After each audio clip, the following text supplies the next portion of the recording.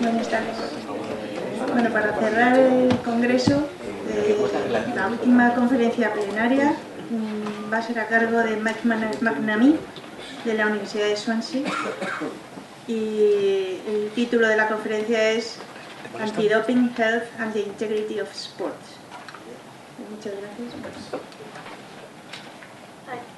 Perdona un momento, se me ha olvidado deciros que después de la conferencia vamos a hacer el acto de clausura del congreso, que incluirá la entrega del premio al investigador joven, que luego lo anunciaremos al final. Y mañana, como sabéis, se va a proyectar una película que se llama The World of Doping y se proyectará en esta misma sala a las 11 de la mañana. Muchas gracias. Good afternoon. I hope you can hear me if you're listening in English. Thanks very much to Rodrigo and to Victoria and to Ana Munoz for the invitation. It's a pleasure to be back in Madrid. Can I thank you also for allowing me to speak in English, because I don't speak Spanish and my French isn't so good. What I have done in the presentation can be called PowerPoint karaoke. I'm not going to sing, but if you prefer to read rather than to listen, all of the key points are on the slide. So if for whatever reason it's easier for you, please feel free just to read. I should say two little things. First is that I'm coming from Swansea University, or as it says here, Prifysgol Abertawe, because Wales has its own language which is more ancient than English. And if you say that I'm from England, I'm afraid you made a mistake. I'm from Wales. Think Gareth Bale, Real Madrid. He's from Cardiff, which is the capital city of Wales. And I'm working in the College of Engineering, which requires a little explanation. What is a guy who is in engineering talking to a sports conference for? Well, the last 25 years, or a little bit more, I helped to develop the subject of sports ethics with some others around the world. But for the last 10 years, I was teaching medical ethics in Swansea University. And I found that doping is a fantastic subject which sits in the middle of sport and medicine. It really is a topic which requires understanding of medical ethics as well as sports ethics, and that's what I'm going to demonstrate to you today. The fact that I'm in a College of Engineering just means last year I took a new job to develop ethics in engineering in the university. Don't let it confuse you. So a final thank you for staying here till 5 o'clock in the afternoon. You deserve a medal of some kind. I'm not sure if I was a student I would be here at 5 o'clock on a Friday, to be honest. I'll speak for about 40 minutes and take questions afterwards. I'm going to begin quite slowly, but then I will warm up and speed up. So this is the structure of the talk, but first I want to draw your attention to two athletes, one who you know very well, Mr. Armstrong, and the other who I don't think you know, Rosie Ruiz. Does anybody know who this woman is? So she is the woman who crossed the line first in the Boston Marathon. I want you to pay very close attention to the language I just used. She is the woman who crossed the line first in the Boston Marathon. I didn't say she was the winner. And I want to, in the course of this talk, say a little bit about what's similar between Rosie and Lance. So this is the structure of the talk. First, I really want to address this question, what is the basis of anti-doping policy? And then, because I'm a philosopher, professor of ethics, I wish to say something about philosophical methodology, because I don't think there are many philosophers here. Then I'm going to say a little bit about what doping means under its official definition, an anti-doping rule violation. And I want to draw attention to the variety of offences that constitute an anti-doping rule violation. Now this little bit here is a bit of technical philosophy. If you fall asleep here, don't worry. I'll come back to it at the end. What I wish to do in particular, though, is to argue that the idea of performance enhancement and harm to health are not the only criteria to determine whether a method or a substance should be prohibited or not.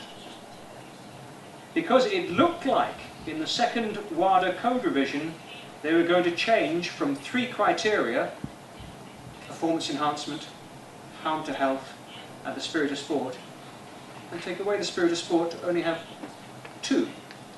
I really think this would have been a big mistake, and I argued with many of the WADA directors that it would be a mistake. So I want to spend some time talking about this, the spirit of sport, and why it's important, not just performance enhancement or harm to health.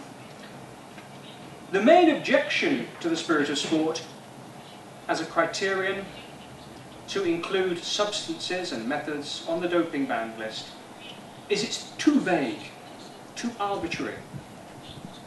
And I think this view commits an important philosophical error.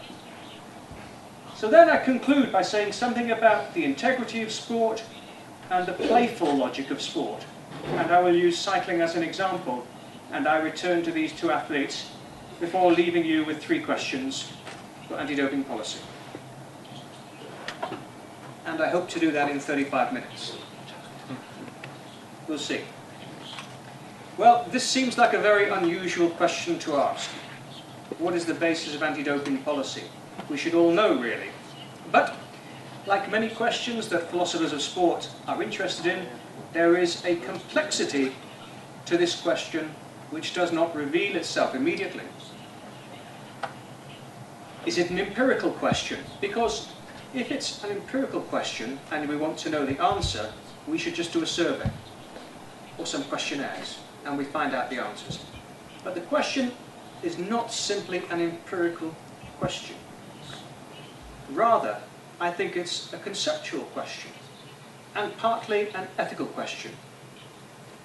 Really, it looks like this. What should the basis of anti-doping policy be like? And I don't want to say that I'm defending WADA in every position, because I'm not. I'm often very critical. But I do want, in this particular argument, to support the inclusion of the spirit of sport in the criteria for doping methods and substances. To do that, well, what we need to do is to analyse the central concepts of the debate in a philosophical way. Now, when most philosophers are asked the question, what's philosophy? They get rather embarrassed, because it's a very, very difficult subject to define. So I'm going to quote the words of a professor from Cambridge, Simon Blackburn. Because I teach ethics in engineering, sometimes I find the analogy between philosophy and engineering very useful. So Blackburn writes, I would prefer to introduce myself as doing conceptual engineering rather than philosophy. For just as the engineer studies the structure of material things, so the philosopher studies the structure of thought. Understanding the structure involves seeing how the parts function and how they interconnect. It means knowing what would happen for better or worse if changes were made. This is what we aim at when we investigate the structures that shape our view of the world. Our concepts or ideas form the mental housing in which we live. We may end up proud of those structures that we've built, or we may believe that they may need dismantling and start afresh. But first we have to know what those structures are. And I think it's a big mistake by a lot of philosophers who are interested in anti-doping, and many sociologists who are interested in anti-doping, that they do not pay sufficient attention to the global policy they're discussing. And they end up using very loose definitions of what constitutes doping. Now, I think these are very poor conceptual structures, so I want to bring you back to the WADA policy and to be specific about what constitutes doping before we have an ethical debate about whether it's justified or not justified. So, philosophers call this a prescriptive definition. It doesn't matter if you call doping this or you call doping this, this is what WADA call doping. This is the policy which all elite athletes have to fall under. Doesn't matter what you think, what other philosophers think, this is the real deal. Doping is defined as the occurrence of one or more of the anti-doping rule violations set out in the code. What are they? Now, the reason why I wish to quote these is because most people have in their mind a paradigm of doping, a model example. Ben Johnson, Marion Jones. But if doping is committing an anti-doping rule violation, it could be any one of 10 different offences, not just taking a banned substance. This is the classic, the paradigm, the presence of a prohibited substance in an athlete's sample, or the use or attempted use by an athlete of a prohibited substance or method. But equally, not taking any prohibited substance but avoiding the tester, that's doping too. Even if you didn't take any banned substances. Deliberately telling the testers that you will be in one place and being in another place, that's doping too.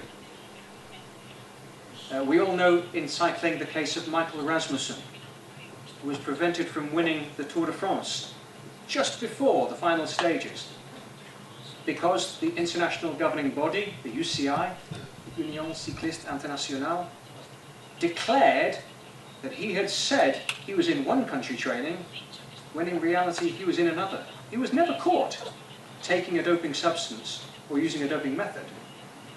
He made a filing failure. In fact, he made 3. That's doping. Missing tests is doping. Tampering with the control is doping. Possessing but not taking the substance is doping. Trafficking it, selling it, passing it on, administering it, or even being involved in a doping rule violation, or being in the company of people who are committing doping violations. All these things constitute doping. Part of the problem of anti-doping research is that everybody focuses on the paradigm, the one athlete who's taking substances he or she shouldn't be taking. But in logical terms, it could be any one of these 10. So this is my first point. If there can be 10 ways of committing doping, there has to be a very broad definition of doping. Not the narrow paradigm.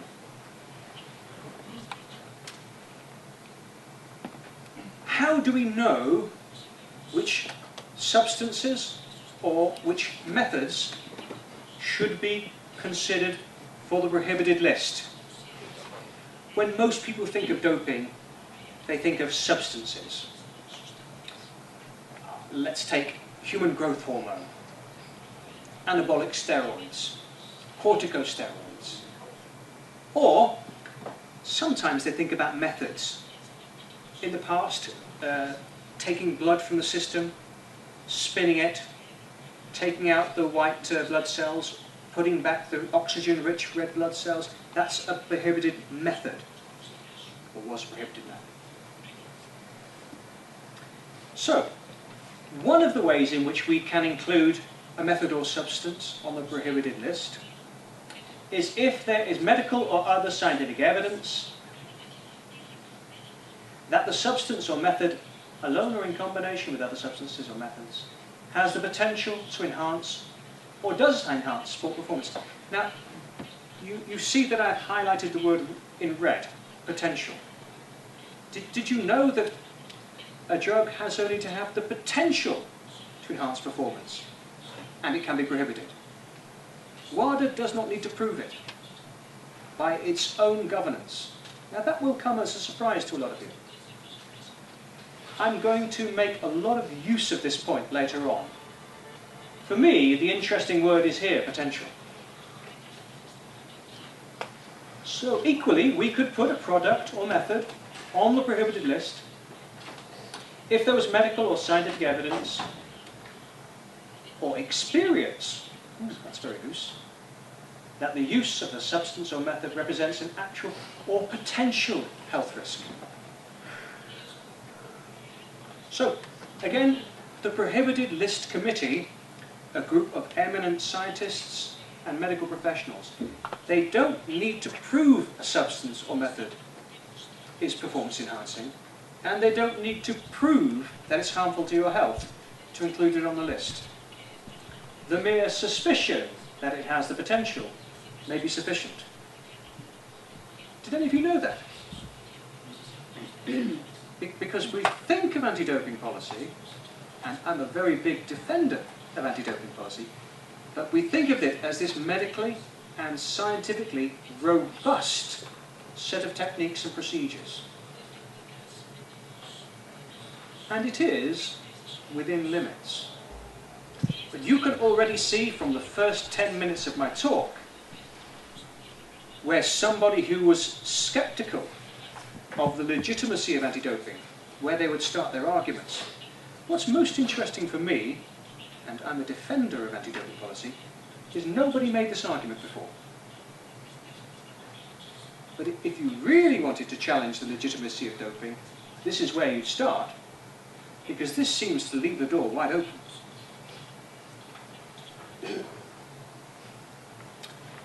But most people complain about the next criterion. That WADA's determination that the use of a substance or method violates the spirit of sport, described in the introduction of the code. I will say this later. I'll mention this later. All I want to show you at the moment is, 1, doping in official terms is committing an anti-doping rule violation. It's not just taking a banned substance. It could be any of 10 different ways of acting. It's a very broad definition, and I think it's necessarily broad. Secondly, how do you get a method or substance on the prohibited list? It must conform to 2 of these 3 criteria. Maybe all 3 apply, but it's not necessary. If it's 2 of the 3, that's good enough for the Prohibited List Committee. Now I want to introduce a philosophical technique. I'm going to read it quite carefully, because it's really about how we analyze concepts and what kind of precision, what kind of exactness, what kind of determinacy concepts really allow. This idea, defeasibility, it allows us to recognize cases or instances of a concept, even when they don't fully satisfy what we think of as the exhaustive criteria for a given concept. So if we go back, you could say, we do not need every one of these 3 criteria to be present for a doping product or method to be put on the list. We could have 1 and 3, 2 and 3, or 2 and 1. You don't need all 3. That's the idea of defeasibility. You don't need every criteria for a concept to apply. Let me give you an example. I don't know if they do this in Spain or in France, but in Britain and in America, when they have a boxing contest where one person is really winning and the other person is really, really in bad shape, the referee stops the contest. And what the referee says is, in order to prevent the boxer from receiving unnecessary punishment, we stop the fight. Is that punishment, though?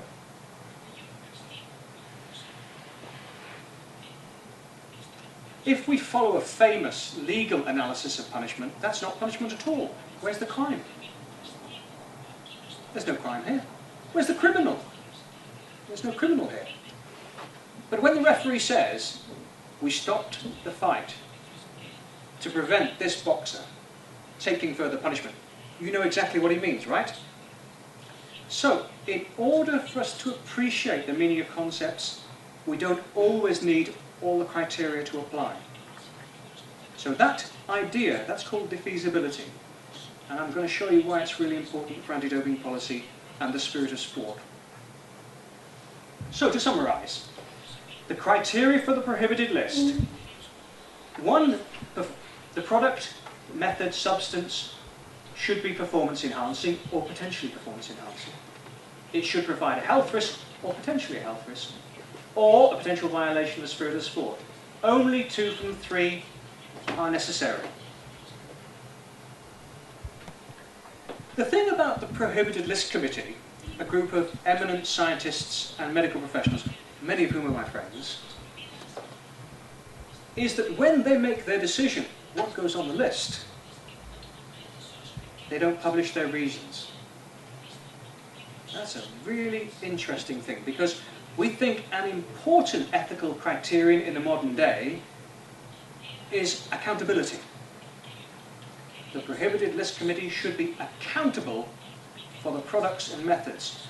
Why is caffeine on 1 year, off the next? We don't know. We don't know because the List Committee do not publish their rationale. But if you don't have transparency, how can you have accountability? So this is a significant issue. So I disagree with WADA here. Now, when I talked, I won't say to whom, but one of the directors at WADA, they would say, if we publish why a product is on the list, then people will be alerted to the fact that this is good stuff to take. So we don't say why we do it. We don't say how much the dose should be, or in what cycles it should be. We just put it on the list. Maybe you believe that rationale. Maybe you don't. Me, I'm a little bit skeptical. We know that in international sports teams where there is a lot of money, they employ sports scientists to scan the medical journals to find which therapeutic products for a clinical population will be doping products for an elite athlete population. So they're already doing the research. Why not publish the reasons? Let me make 2 philosophical points now. First, the heterogeneity, the great variety within the nature of an anti-doping rule violation. It does not prevent us from understanding what doping is. It merely expands our appreciation of the different kinds of things that are called doping. Strictly an anti-doping rule violation. And I think having a broad definition is absolutely necessary for a good policy in anti-doping. However, scholars and anti-doping personnel themselves have made the complaint against the spirit of sport. They say, we can't use this criterion. It's too vague. It's too abstract. It's too philosophical. But if you're really worried about the lack of precision in the spirit of sport, shouldn't you worry about the lack of precision in the definition of doping? If you're going to be consistent and logical. I will show you how the spirit of sport criterion is vague, but I think there is already very considerable vagueness here. So if you think what's wrong with the spirit of sport criterion is its vagueness, then you must think these criteria too are also too vague. The second philosophical point is that definitions do lots of different jobs. In offering 10 different ways of committing an anti-doping rule violation, WADA create conceptual inflation that serves to muddy the waters.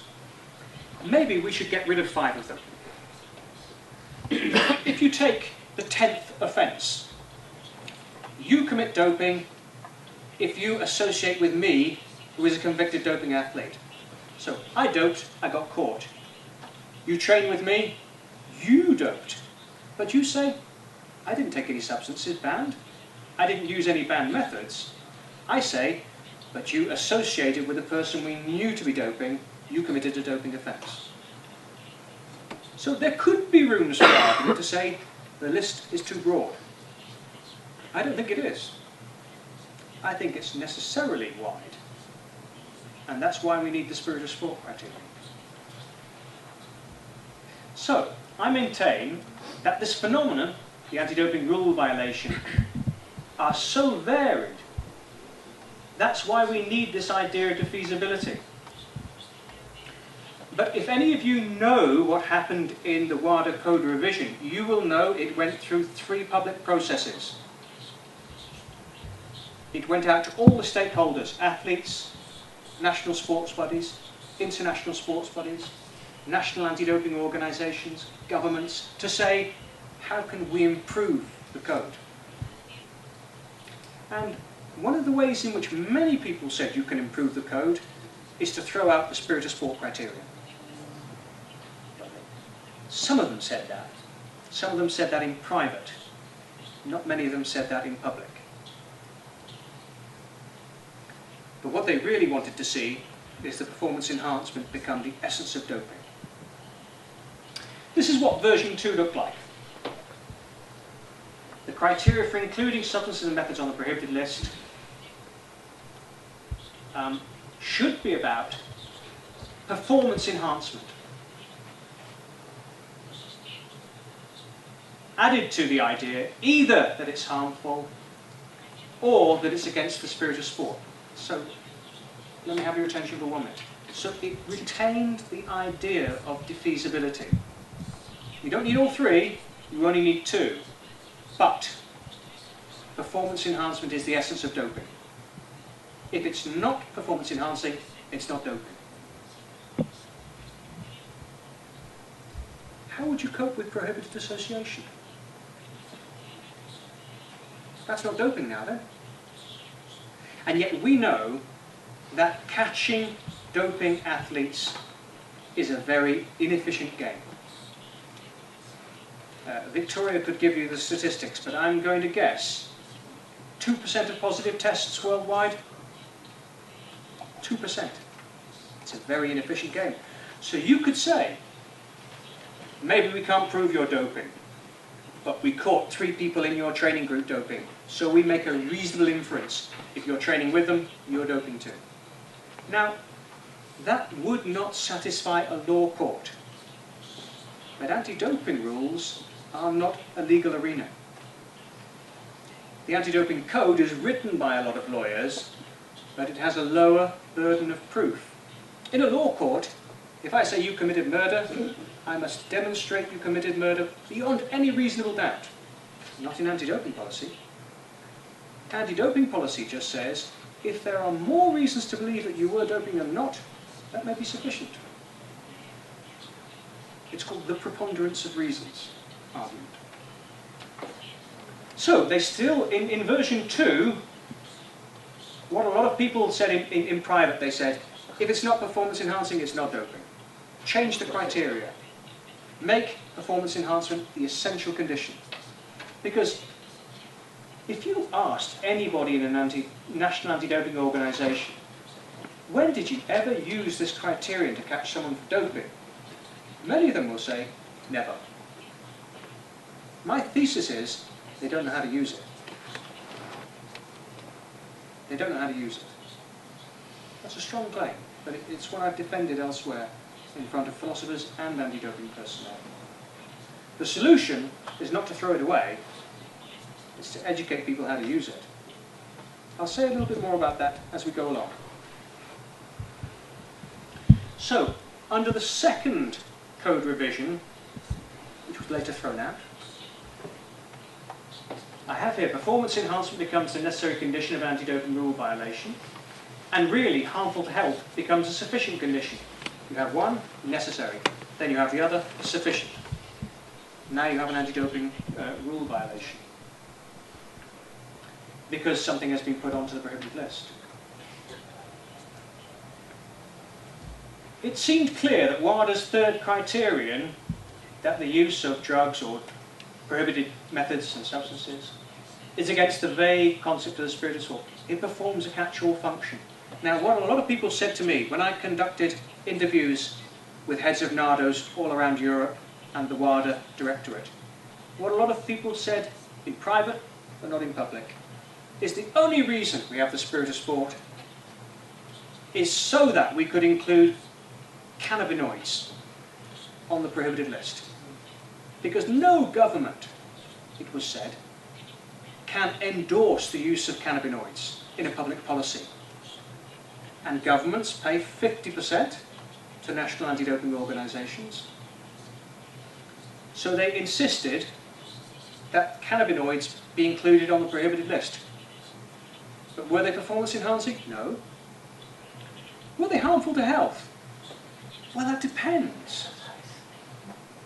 Lots of people argue in the legalisation debate that modest use of cannabis can be therapeutic for people with clinical conditions of pain management, can be non-harmful under limited conditions. So how then would we say cannabinoid use is okay, shouldn't be on the prohibited list? So this gives a really big problem now to anti-doping policymakers.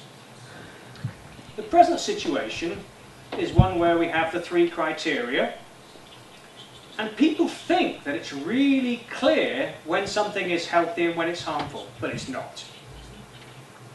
People think that it's really clear to know when a product is enhancing and when it's therapeutic, but it's not. Many doping products may be therapeutic products. Given to a different population, they become enhancing products. What may be healthy to one person may be harmful to another.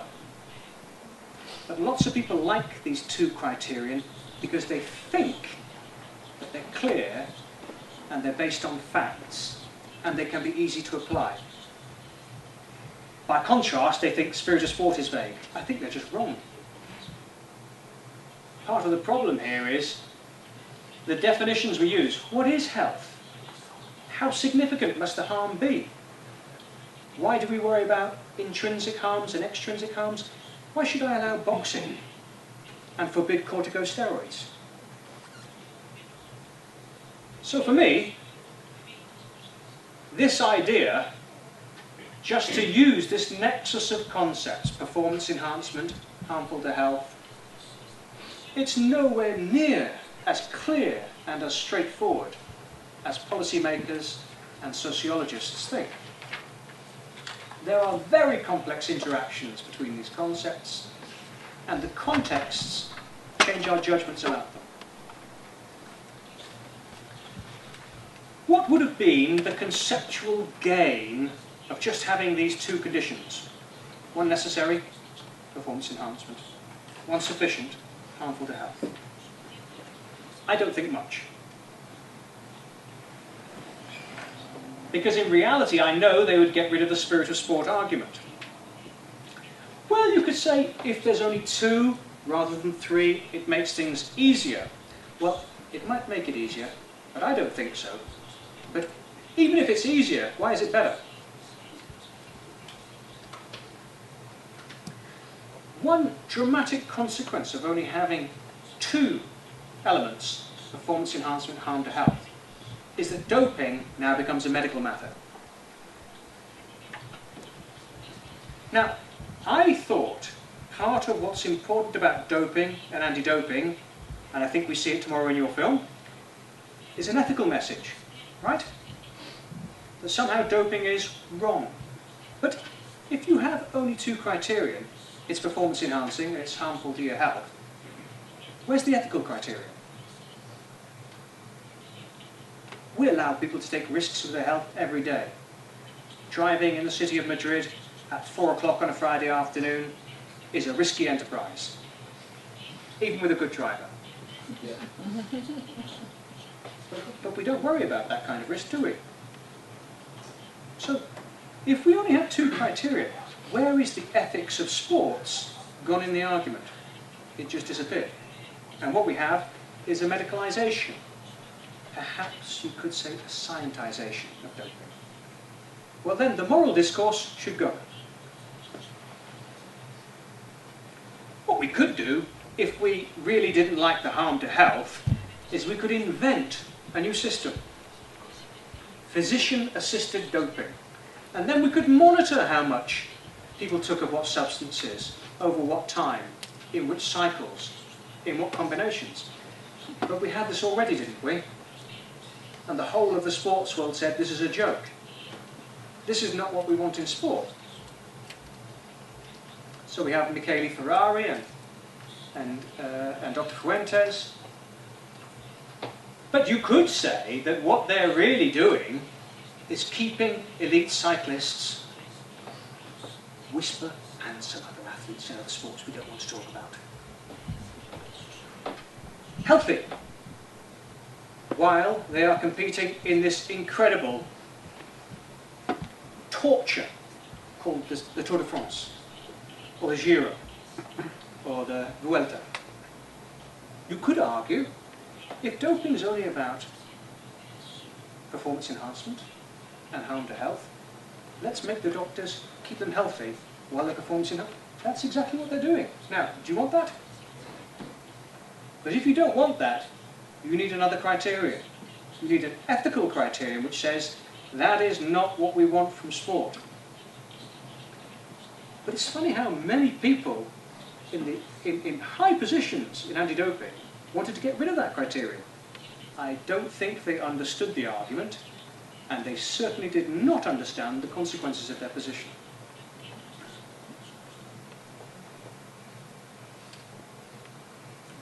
One little point here, I have to say this, because I'm in Spain. This man was engaged in systematic doping. Many, many years.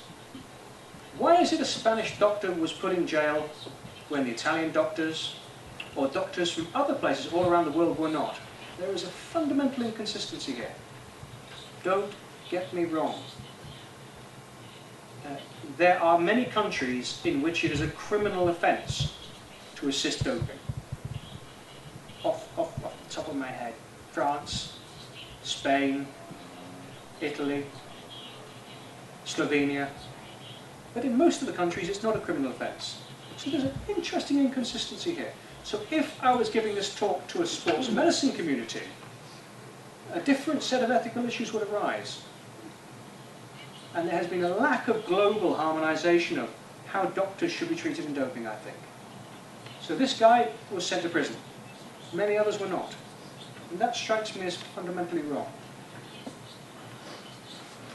Of course, if you don't want doctors, you might just help yourself. So here we have the case of Ricardo Rico,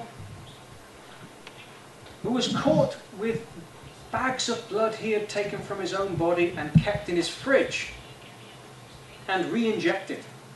And he very, very nearly killed himself. He had renal failure. Nobody wants that, right?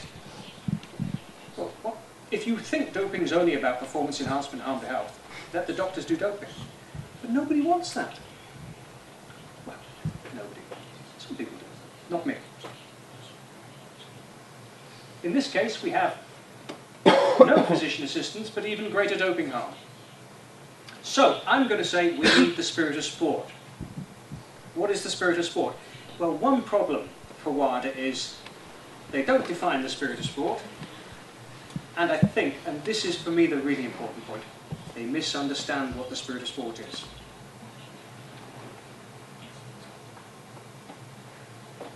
So, lots of sociologists and good friends of mine who don't like this idea will say, but the spirit of sport is all about getting the edge, using a technique or technology that's going to give you competitive advantage, keeping quiet about it, pushing the limits, taking risks.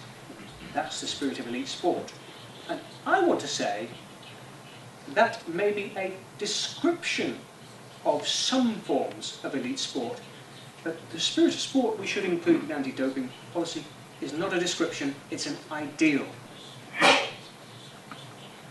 once you make that, you know, in Gestalt psychology, they have these ambiguous figures.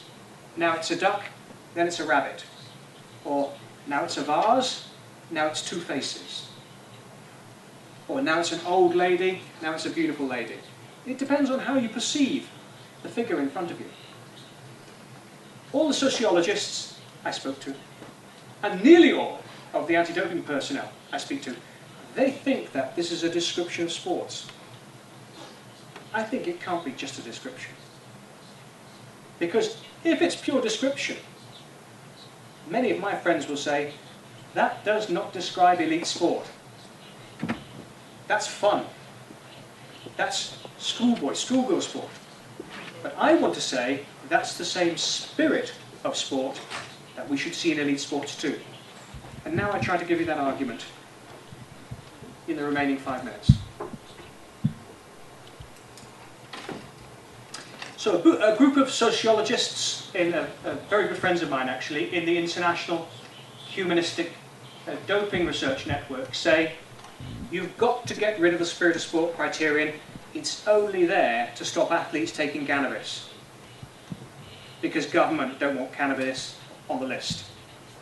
But it's not the job of WADA to police the private lives of athletes. Let them have their private lives, let them take what substances they want. Throw the criterion out. They say it's meaningless to have this criterion, but I say it's not meaningless. It's perfectly understandable. If your government does not want to send a message to its young people, be very careful about taking these substances. At the end of the day, if people want to take them, they will take them.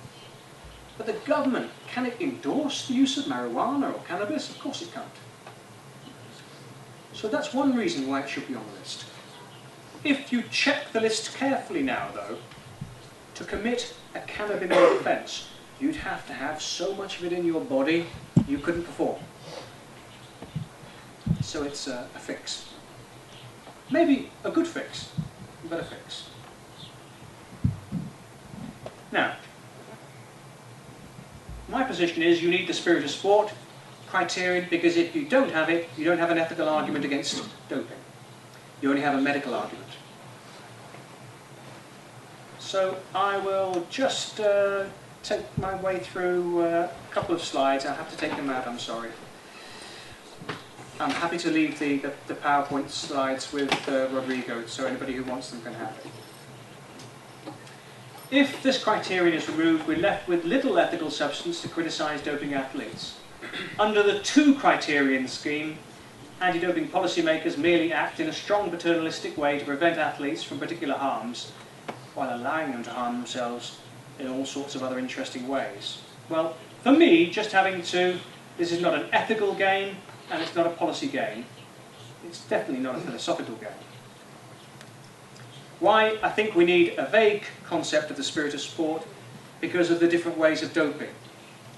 There are so many different kinds of doping offences, we need an element of vagueness within the criteria. Now, I've got an argument for this, but I'm afraid I don't have time to go through it. I'll